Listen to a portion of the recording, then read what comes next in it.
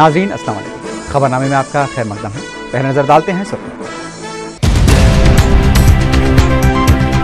बरखी बहरान के पेश नजर आंध्र प्रदेश को 1000 मेगावाट बरखी की सरबराही, घरेलू शोबे में कटौती का सिलसिला बरकरार। तेलंगाना में बरखी बहरान के लिए रियासती हुकूमत का लापरवाह रवैया जिम्मेदार, मुतबादिल इंतजामात में नाकाम हो जाने का चंद्रबाबू नायडू ने लगाया इल्जाम। उप्पल में एक शख्स की खुदकुशी का मुश्तबा वाकया, अनपढ़ शख्स की लाश से बरामद खुदकुशी नोट में जय तेलंगाना के नारे। और होटल में वेटर के साथ मामूली बहस और तकरार का खमियाजा एक 50 साला शख्स ने भुगता, पुलिस की मारपीट में जख्मी होने के बाद हॉस्पिटल में शरीक।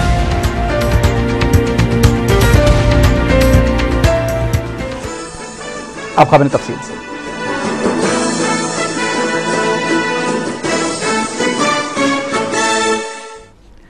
आंध्र प्रदेश में बरखी की शदीद किल्लत के पेश नजर ईस्टर्न ग्रिड और झज्जार पावर प्लांट ने 1000 मेगावाट बरखी सरबराह करने से इत्तेफाक कर लिया है। इस सिलसिले में वजीर आला किरण कुमार रेड्डी ने वजीर आजम डॉक्टर मनमोहन सिंह से दरख्वास्त की थी कि वो बरखी के संगीन बहरान में आंध्र प्रदेश की मदद करें। चीफ मिनिस्टर ने बताया कि सिंगारेड्डी में हड़ताल के पेश नज़र कोयले की पैदावार बुरी तरह मुतासिर हुई है और बरखी पैदावार में कमी ने ज़रूरी शोबे को तशवीशनाक सूरत हाल से दो चार कर दिया है। अगर बरखी सरबराही की सूरत हाल बेहतर न बनाई गई तो खड़ी फसलें तबाह हो जाएंगी।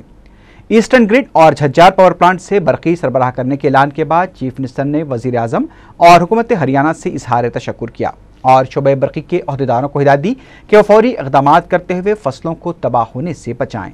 घरेलू शोबे को सरबराही से मुताल्लिक चीफ मिनिस्टर ने कहा कि शाम 6 बजे से सुबह 6 बजे तक बिला रुकावट बरखी सरबराही को यकीनी बनाया जाएगा, जिसका मतलब यह है कि बरखी कटौती की मौजूदा सूरत हाल बरकरार रहेगी। रियासती हुकूमत के लापरवाह और बेबस रवैये की वजह से पैदा बहरान से अवाम शदीद मुश्किलात से दो चार हैं। मीडिया से बात करते हुए सदर तेलुगु देशम एन चंद्रबाबू नायडू ने ये बात कही। उन्होंने कहा कि रियासत में आम आदमी से लेकर किसान शदीद मुश्किलात से दो चार हैं और हुकूमत हालात पर काबू पाने में नाकाम हो गई है। चंद्रबाबू नायडू ने कहा कि बरखी सरबराही के मुतबादिल इंतजामात में भी हुकूमत बिल्कुल नाकाम हो चुकी है। उन्होंने टीआरएस और कांग्रेस के दरमियान फिक्सिंग का इल्जाम आयद करते हुए कहा कि दोनों जमातें तेलुगु देशम को निशाना बनाने की कोशिश कर रहे हैं। सदर तेलुगु देशम ने मसला तेलंगाना का जिक्र करते हुए कहा कि महानाडु में तेलुगु देशम ने यह वाज़ेह कर दिया था कि मसले की यकसोई कांग्रेस की जिम्मेदारी है और हुक्मरान जमात की हैसियत से कांग्रेस को इस मसले की यकसोई करनी चाहिए। चंद्रबाबू नायडू ने कयास किया कि प्रजाराज्यम की तरह दीगर पार्टियां भी कांग्रेस में सम हो जाएंगी। उन्होंने कहा कि तुखम और खाद की कीमतों में इजाफे से किसानों पर 2000 करोड़ रुपए का जायद बोझ पड़ रहा है। चंद्रबाबू नायडू ने बरखी सरबराही न होने से किसानों को हुए नुकसान की पाबजाई का भी मुतालबा किया। उन्होंने कहा कि रियासत के दोनों इलाके उनके लिए बराबर हैं और दोनों इलाकों में पार्टी का मजबूत मौक़िफ़ है। चंद्रबाबू नायडू ने कहा कि दोनों इलाकों से ताल्लुक़ रखने वाले अपने पार्टी के कायदीन को मैंने अवाम के जज्बात की तर्जुमानी की इजाज़त दी है। Because of our shortage, so many problems are arising. One is agriculture is drying, and also our hospitals are not functioning. Even people are not getting drinking water. Industries are closed. Even in urban areas, cities, there is a official power cut nearly 4 hours. Other towns 8 hours, and also in the rural areas 12 hours. Actually, people are not getting power for agriculture even not more than 2-3 hours. It is a very bad situation. All these things, government is responsible. They have given notices, there is a strike notice 45 days ahead. Naturally, government has to pre-plan and also they have to visualize what type of problems are going to come, and also they have to manage in such a way how much power they are going to generate through thermal. What if the investment in agriculture is very high? Ultimately, they are not getting crop because of our practice. Not blame game is important. All responsibility lies with government. Government should have planned well in advance. They should have made all the arrangements. On the other hand, this power is an essential commodity. For everybody, power is needed. Even agitators have to think how to exempt this type of essential services. TRS ने तेलंगाना के मौजूदा हालात पर मरकज को गलत report रवाना करने का हुकूमत पर इल्जाम लगाया है। मीडिया से बात करते हुए ई राजेंद्र ने कहा कि तेलंगाना में आम हड़ताल शिद्दत से जारी है, लेकिन हुकूमत ने गलत रिपोर्ट के जरिए मरकजी हुकूमत को गुमराह करने की कोशिश की है। ई राजेंद्र ने कहा कि मरकजी हुकूमत तेलंगाना के हालात से वाकिफ होते हुए भी मसले को पेचीदा बना रही है। खबर अजीं ई राजेंद्र ने सिंगारेनी भवन में कमिश्नर से नुमाइंदगी करते हुए सिंगारेनी कलरीज के मुलाजमीन को दशहरे के पेश नज़र पेशगी तनख्वाहें अदा करने का मुतालबा किया। అనేక సమరశీల పోరాటాలు చేసినటువంటి అనుభవం ఉన్నటువంటి కార్మిక వర్గం ఎప్పుడు సమ్మెలు చేసినా వాళ్ళ డిమాండ్ల మేరకు కార్మికుల యొక్క హక్కుల కోసం పోరాటం చేసేటువంటి అనుభవం ఉండే, కానీ ఇవాళ 22 రోజులుగా 4 కోట్ల తెలంగాణ ప్రజల ఆత్మగౌరవం కోసం మా మాతృభూమి మాకు కావాలి, మా తెలంగాణ మాకు కావాలనే దానికోసం ఇవాళ బరిగీసి జీతాలు రాకపోయినా బతుకమ్మ పండుగ జరుపుకోవద్దని, దసరా పండుగ జరుపుకోవద్దని, తెలంగాణ రాష్ట్ర ఏర్పాటులోనే మా బతుకమ్మ పండుగ జరుపుకుంటాం, మా దసరా పండుగ జరుపుకుంటామని చెప్పి रियासत आंध्र प्रदेश रियासत अंधेरा प्रदेश में तब्दील हो गई है और आम आदमी से लेकर सनती शोबे तक सभी बरखी कटौती से परेशान हैं। बीजेपी के सीनियर कायद बंडारू दत्तात्रेय ने इल्जाम लगाया कि इन हालात में चीफ मिनिस्टर दिल्ली जाकर मसले की यकसुई करने के बजाय कैंप ऑफिस में बैठकर पार्टी कारकुनों के रूबरू झूठे प्रोपेगेंडों में मसरूफ हैं। उन्होंने कहा कि बरखी कटौती का सिलसिला हुकूमत की मजबूरी नहीं है बल्कि तेलंगाना तहरीक से अवाम को बदजन करने की एक मनसूबाबंद साजिश है। उन्होंने इंतबा दिया कि अगर तेलंगाना के अवाम सब्र तहम्मुल का मुजाहरा कर रहे हैं तो उनका मजीद इम्तिहान न लें, वरना हालात मजीद अबतर हो जाएंगे और रियासत में सदर्राज नागजीर हो जाएगा। भारतीय जनता पार्टी మేము తప్పకుండా కోరుతున్నాం, ఎక్కడైనా ఎవరి మీద దాడులు జరిగితే మేము దాన్ని ఖండిస్తున్నాం। దాడులు జరగడం కానివ్వండి, ప్రజలను ఇబ్బంది పెట్టడం కానివ్వండి, అలాంటి వాటికి భారతీయ జనతా పార్టీ దూరంగా ఉన్నది। मलकाजगिरी के रुकने पार्लियामेंट सर्वे सत्यनारायण ने कहा कि आम हड़ताल से कोई फायदा नहीं है। मीडिया से बात करते हुए सर्वे सत्यनारायण ने कहा कि त्यौहारों से कबल अवाम को शदीद मुश्किलात का सामना करना पड़ रहा है। सत्यनारायण ने कहा कि गुलाम नबी आज़ाद ने वाज़ेह इशारा दिया है कि कौमी सतह पर मुशावरत के बाद इस मसले की यकसुई की जाएगी। उन्होंने उम्मीद ज़ाहिर की कि मरकज़ी हुकूमत का फैसला अलहदा तेलंगाना के हक में ही आएगा। सर्वे सत्यनारायण ने अवाम और कायदीन से सब्र तहम्मुल से काम लेने की अपील की। तेलंगाना में आम हड़ताल की वजह से जहां तरक्की ठप होकर रह गई है, वहीं कारोबार भी बुरी तरह से मुतासिर है। बिलखुसूस छोटे कारोबारी सख्त माली मुश्किलात का शिकार हो रहे हैं। पेश है हमारे नुमाइंदे शमसुद्दीन फिरोज की रिपोर्ट।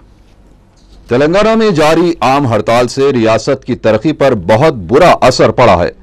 सनती शोबों के बंद हो जाने के सबब कारोबार बंद है और सरमायाकारी मुतासिर हो गई है। सयाहों की आमद में भी काबिल लिहाज कमी देखी जा रही है। रियासत में 17,000 करोड़ रुपए से ज्यादा की सरमायाकारी होनी थी, लेकिन अब ये 8,000 करोड़ तक आ चुकी है और इस पर भी शुबहात के बादल छाए हुए हैं। हैदराबाद, जो कभी मुल्क के तेज रफ्तार तरक्की पजीर शहरों में शुमार होने लगा था, अब इसका ग्राफ बड़ी तेजी के साथ नीचे आ रहा है।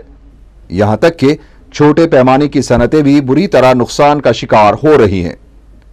छोटे कारोबार बिलखुसूस फुटपाथों पर कारोबार करके गुजर बसर करने वालों को भी सख्त माली परेशानियां दरपेश होने लगी हैं।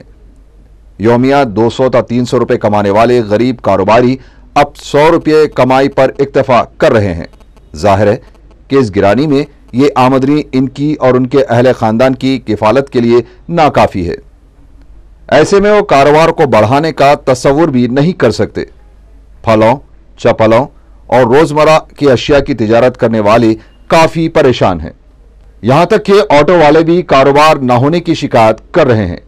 हालांकि बसों के बंद हो जाने के बाद ऑटो ड्राइवर्स की कमाई में इजाफा होने के अंदाजे लगाए जा रहे थे।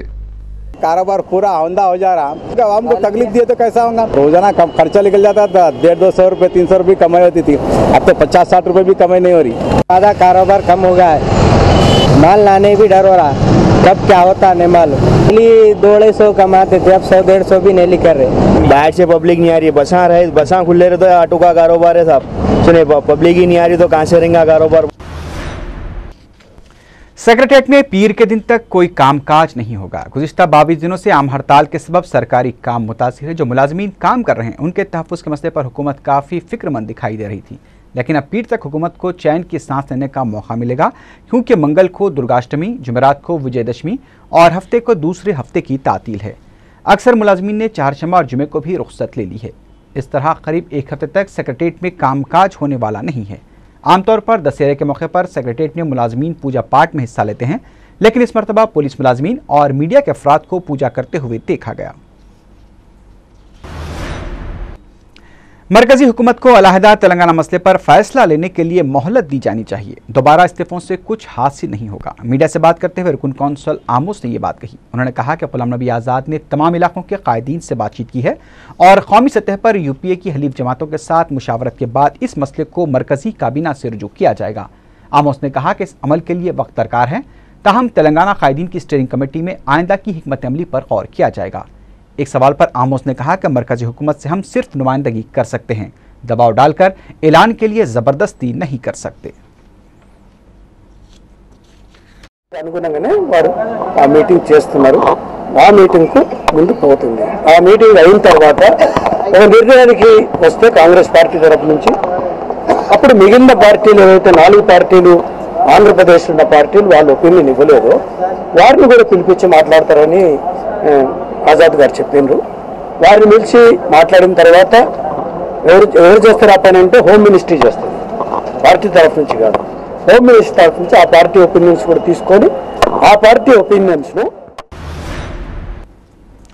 आरटीसी मुलाजिमीन की हड़ताल की वजह से रेलवेज की जानिब से दशहरा त्यौहार के मौके पर सिकंदराबाद से विजयवाड़ा के लिए खुसूसी ट्रेनें चलाए जाने का ऐलान किया गया है। मंगल, चारशंबा और जुमेरात को रात 11:15 बजे खुसूसी ट्रेनें चलाई जाएंगी।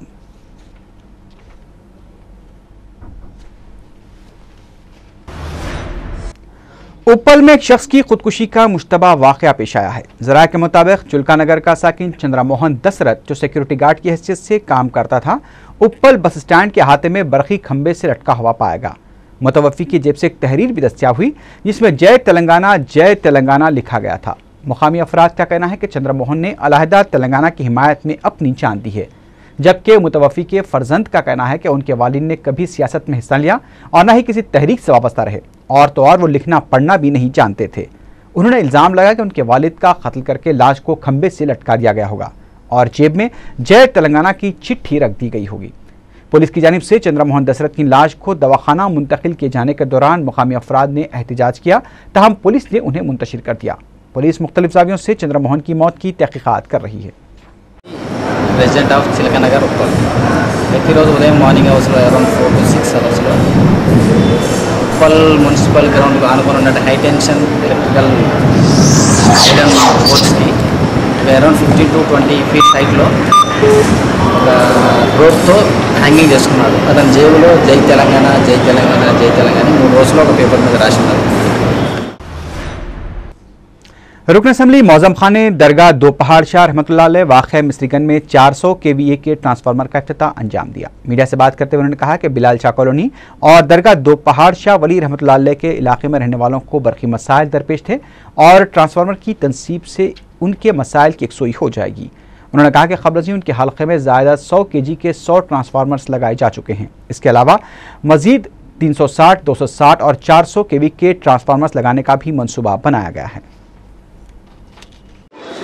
400 kV का ट्रांसफार्मर की इनाग्रेशन हुआ है और इस ट्रांसफार्मर से दरगाह दोपहाड़ शाह और बिलाल नगर के थोड़े एरिए को जो लाइट का प्रॉब्लम था काफ़ी हद तक उस प्रॉब्लम को दूर हो जाएगा इंशाअल्लाह ताला। मैं हमारे एरिया कारपोरेटर दूध कोहली जनाब गफ्फार साहब, इब्तदाई के सदर जनाब पाशा साहब और सारे हमारे एनहांसमेंट ऑफ ट्रांसफार्मर्स का 100 kV के ट्रांसफार्मर्स के बहादुरपुरा कॉन्स्टिट्यूंसी के अंदर तकरीबन 100 से ज़्यादा 100 kV के ट्रांसफार्मर्स लगाए हैं और इंशाअल्लाह ताला मज़ीद और लगने वाले हैं और 260, 360, 400 kV के ट्रांसफार्मर्स को हम प्रपोजल दिए हैं काफ़ी एरियों के अंदर इंशाअल्लाह ताला सैंक्शन हो चुके हैं। रियासती वजीर टेक्सटाइल शंकर राव ने हक़ मालूमात एक्ट के तहत तमाम अरकान असम्बली के असासिजात की तफसीलात हासिल करने के लिए असम्बली के सेक्रेटरी को दरख्वास्त दी है। वाज़ेह है कि वज़रा के खिलाफ लगाए गए इल्ज़ामात से मुतल्लिक़ शवाहिद 29 नवंबर को अदालत में शंकर राव को पेश करने हैं। इस सिलसिले में शंकर राव ने यह हलचल पैदा करने वाला इक़दाम किया है। बादशाह मीडिया से बात करते हुए शंकर राव ने अनंतपुर में सदर PCC के साथ पेश आए वाक़े की भी मजम्मत की। उन्होंने कौमी शाहराहों के किए जा रहे घेराव को नामुनासिब करार दिया। शंकर राव ने कहा कि कौमी शाहराहों पर सिर्फ आंध्र वालों का नहीं बल्कि दीगर रियासतों के अवाम का भी गुजर होता है। उनकी बरतरफी के बारे में पूछे गए सवाल पर शंकर राव ने कहा कि यह चीफ मिनिस्टर का अख्तियार है, वो जिसे चाहे रख सकते हैं या निकाल भी सकते हैं। बरकी पैदावार से मुताल्लिक चीफ मिनिस्टर पर लगाए जा रहे इल्जामात की उन्होंने मजम्मत की। जगन के हामी रुकन असम्बली गुरुनाथ रेड्डी ने साबिक चीफ मिनिस्टर वाईएसआर की तौहीन पर इस्तीफा देने वाले 26 अरकान असम्बली के इस्तीफे कबूल करने का मुतालबा किया है। वाईएसआर पार्टी के दफ्तर में मीडिया से बात करते हुए गुरुनाथ रेड्डी ने कहा कि असम्बली स्पीकर से भी मुलाकात करते हुए इस्तीफे कबूल करने के लिए नुमाइंदगी की जा चुकी है, लेकिन इस मसले को तातुल से दो चार कर दिया गया है। गुरुनाथ रेड्डी ने कहा कि सदर पीसीसी इस्तीफों से मुताल्लिक गैर जिम्मेदाराना बयानात दे रहे हैं। उन्होंने कहा कि अगर कांग्रेस पार्टी में हिम्मत है तो 26 अरकान असम्बली के इस्तीफे कबूल करने चाहिए।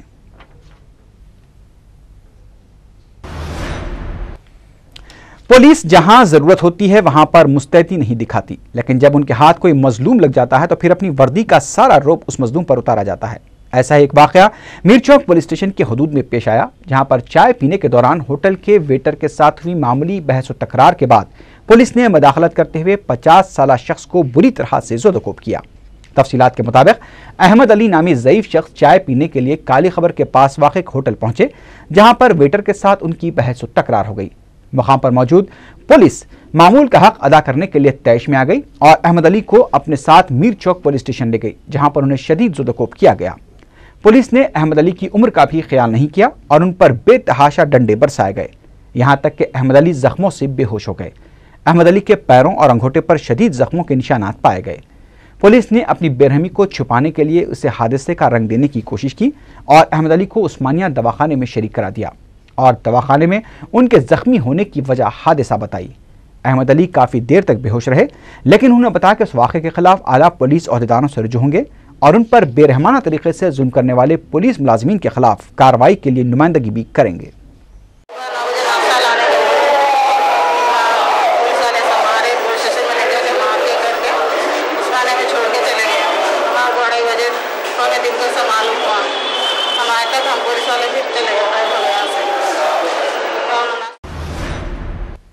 शेखपेट के इलाके में रहने वालों ने शिकायत की है कि मुताल्लिका महकमे ने हकीमपेट कुंटे के नाले की सफाई के बाद कचरा वहीं छोड़ दिया, जिसकी वजह से लोग बीमारियों में मुब्तला हो रहे हैं। उन्होंने कहा कि मुताल्लिका महकमे से इसकी कई दफ़े शिकायत करने के बावजूद भी तसाहुल से काम लिया जा रहा है। इसके अलावा इस इलाके में पीने के लिए आलूदा पानी सरबराह किए जाने की शिकायतें भी आम हैं।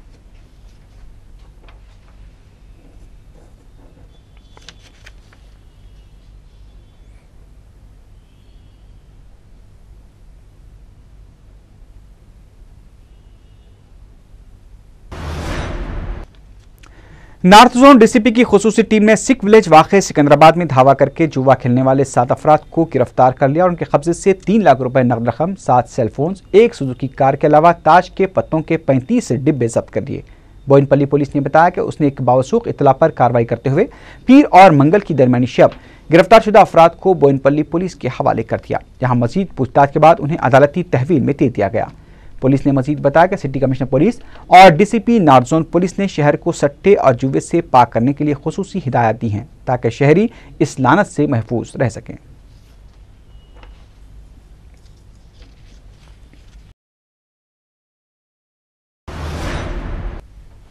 एक और वाक़े में साउथ जोन टास्क फोर्स की टीम ने हाफिज बाबा नगर के सी ब्लॉक के एक मकान पर धावा किया और 22 अफराद को गिरफ्तार करके उनके कब्जे से ज़्यादा 53,000 रुपये नकद रकम और 22 सेलफोन जब्त कर लिए। Circle inspector Kanchanbagh police SS Janakiya Reddy ने मीडिया को बताया कि टास्क फोर्स की टीम ने पीर और मंगल की दरमियानी शब धावा करके गिरफ्तारियां अमल में लाई। उन्होंने बताया कि जुए के कारोबार का असल सरगना बुक्की मोहसिन शाह अपने 3 साथियों नदीम, रियाज और इमरान के ताउन से यह कारोबार करता था।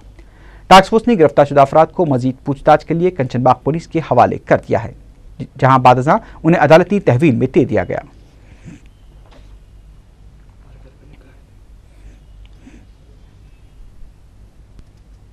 గత రాత్రి south zone task force SI గారు ముక్తు గారి ఆధ్వర్యంలో హఫీజ్ బాబా నగర్ సి బ్లాక్లో మొహసిన్ షా అనే వాళ్ళ ఇంట్లో ఈ పేకాట ఆడిపిస్తున్నారు ఒక సమాచారంతో పక్కా సమాచారంతో ఆ ఇంటి మీద ఉన్నతాధికారుల ఆదేశాల మేరకు డైరెక్షన్స్ తోటి రైడ్ చేయడం జరిగింది. అక్కడ నిజంగా కూడా పేకాట ఆడుతున్నట్టు అక్కడ ధృవపడింది. అక్కడ పేకాట దాదాపు 22 మందిని అదుపులోకి తీసుకొని 53,500 రూపాయలను సీజ్ చేయడం జరిగింది. మరియు వాళ్ళకి సంబంధించిన ఒక 22 సెల్ ఫోన్లను కూడా సీజ్ చేయడం జరిగింది. Section 3 and 4 of AP gaming act కింద కేసు నమోదు చేసి వారిని ఈరోజు మేజిస్ట్రేట్ గారి ముందు ప్రొడ్యూస్ చేయడం జరుగుతుంది. ఇన్ఫర్మేషన్ గురించి అది మాకు కూడా తెలుసు. ఇన్ఫర్మేషన్ అందరం కలిసి కోఆర్డినేషన్ తోటి సంయుక్తంగా చేసిన చర్య ఇది. गांधीनगर पुलिस ने 2 सारिकों को गिरफ्तार कर लिया है। पुलिस ने बताया कि वेंकटी और रमेश मुख्तलिफ दुकानात से स्क्रैप का सरखा किया करते थे और उसे दूसरी दुकानात को फरोख्त किया करते थे। पुलिस ने मसरूखा स्क्रैप को खरीदने वाले दुकानदारों उमर और कृष्णा को भी गिरफ्तार कर लिया है। पुलिस ने बताया कि वेंकटी के दीगर 3 मफरूर साथियों मल्लेश, पवन और शिवा की तलाश शुरू कर दी गई है।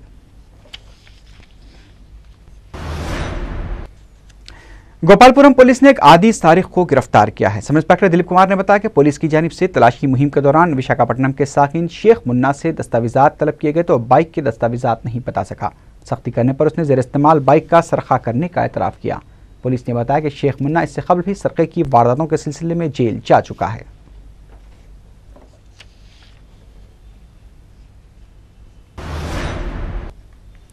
जायकादार खानों की दुनिया में एक नए नाम का इजाफा हुआ है। तारनाके में गोल्ड बावर्ची होटल का डिप्टी मेयर जाफर हुसैन मेराज के हाथों इफ्तिताह अमल में आया, जहां दक्कनी, मुगलई के अलावा जायकादार चाइनीज डिशेस दस्तयाब रहेंगे।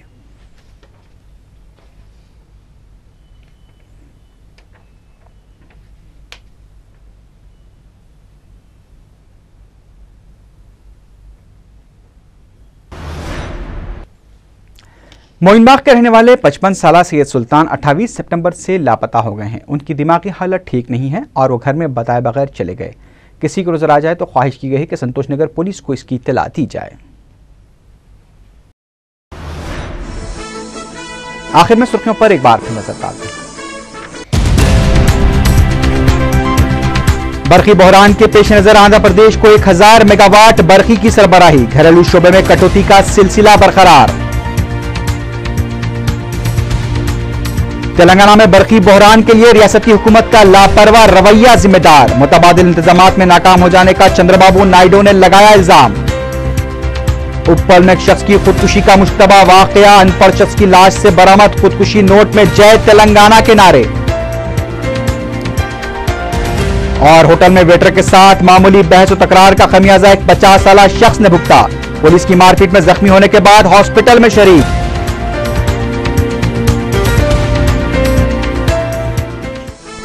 इसी के साथ ही खबरनामा अख्ताम को पहुंचा।